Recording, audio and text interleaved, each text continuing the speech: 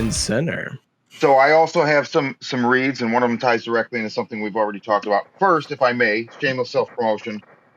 My new book is out. Yes.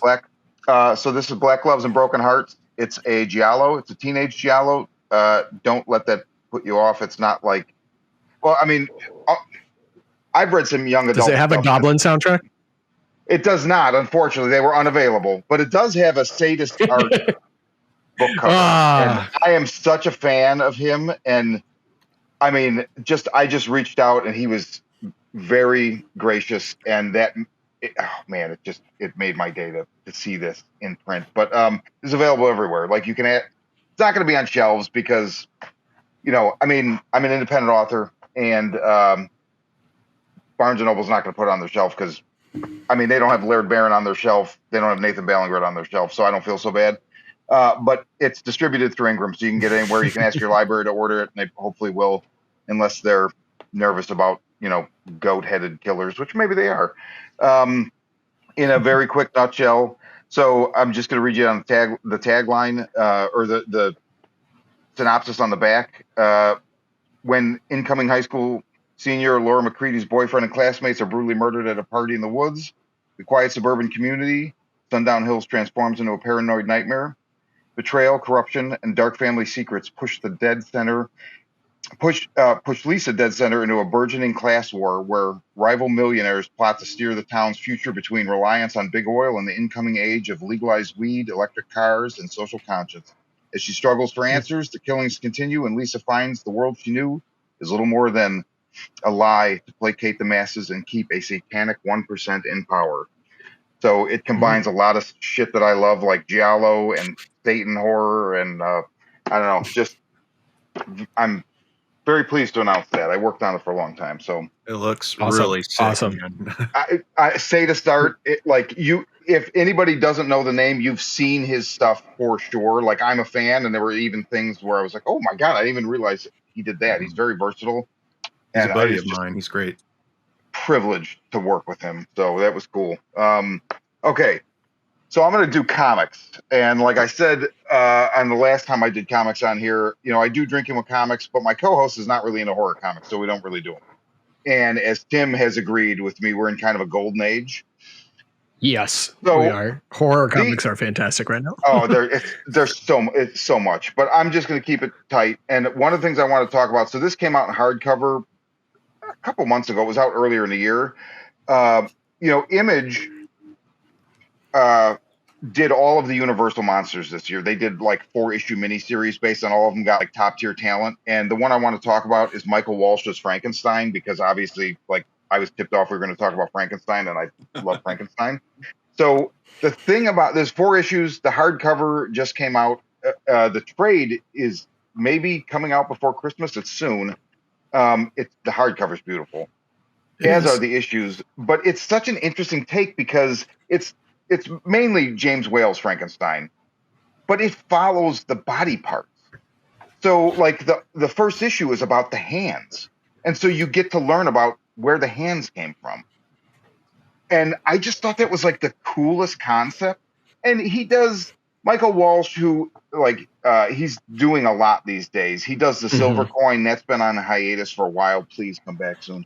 All of his imagery is amazing. He's a great writer, and he just really puts you in these the castle, the dungeons, the staircases, the laboratory, and I loved every minute of this. And if you're a Frankenstein fan, if you're coming off Del Toro's and you're just stoked, I'm telling you, pick this up. I do not think anybody will regret it.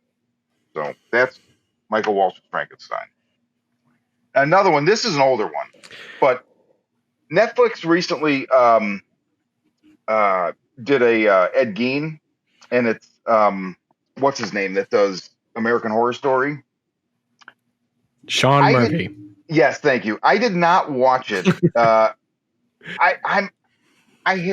don't know. I've grown to have some issues with some of the stuff he does. He's very talented. I mean, all his stuff is like top tier, but just for me personally, I don't know. It's been diminishing returns. And there were some things about it that a friend of mine that watches it, a friend of mine who works at the comic shop I go to, and we talk in length about movies every Wednesday for like 2 hours. I was like, yeah, I don't know. I Ryan think Murphy. Yep. Ryan Murphy. I was like, I'm gonna skip that. But what I did was reread. This came out a couple years ago. So this is Michael Schechter and Eric Powell's Did You Hear What Eddie Gein Done? And it is a hardcover. So you can get this right now. I checked a couple days ago.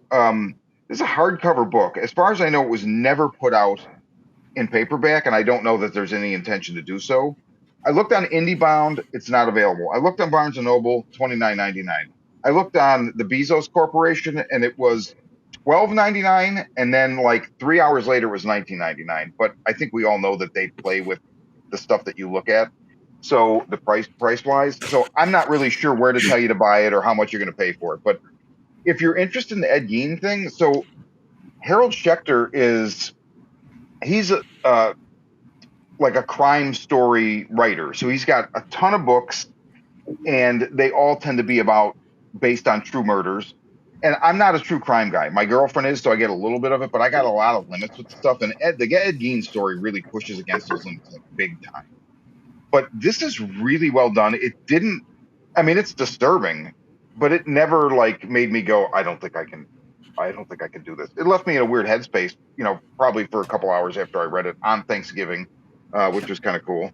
But Eric Powell, I don't know if anybody's familiar with him. He does The Goon, which is like a long-running independent book. Oh, I mean, like he's up there with like Mignola, just the expressiveness of his art and the originality of his creation and the way that he brings things to life. And so if you can imagine that applied to the barren, Midwestern wintry plains and a guy that digs up graves and makes lampshades out of human beings. And, growing up, I had heard, being from the Midwest, I'd heard stuff about Ed Gein, and like, it seemed really John Wayne Gacy-ish and like really aggressive. And he was really just kind of a creepy loser.